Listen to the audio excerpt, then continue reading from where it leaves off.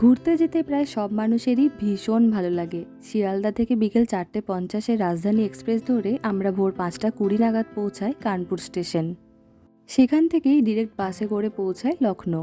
হোটেলে ব্রেকফাস্ট করে আমরা বেরিয়ে পড়ি ইমামবাড়া, ভুলভুলাইয়া, বাউলি দেখার জন্য। যেটা দেখার জন্য আমি সব থেকে বেশি এক্সাইটেড ছিলাম সেটা হলো ভুলভুলাইয়া। পৌঁছানোর আগে এত গল্প শুনেছি ভিতরে হারিয়ে যাওয়ার, বেরাবার রাস্তা খুঁজে না পাওয়ার। তবে আমাদের যিনি ট্যুর গাইড ছিলেন উনি আমাদেরকে স্ট্রিক্টলি বলেই দিয়েছিলেন ওনাকে পুরোপুরি ফলো করে যেতে। একবার হারিয়ে গেলে একা রাস্তা খুঁজে বেরোতে নাকি প্রায় 2-3 ঘন্টা লেগেই যাবে। উনি খুবই সুন্দরভাবে আমাদেরকে সবটা ঘুরিয়ে দেখান।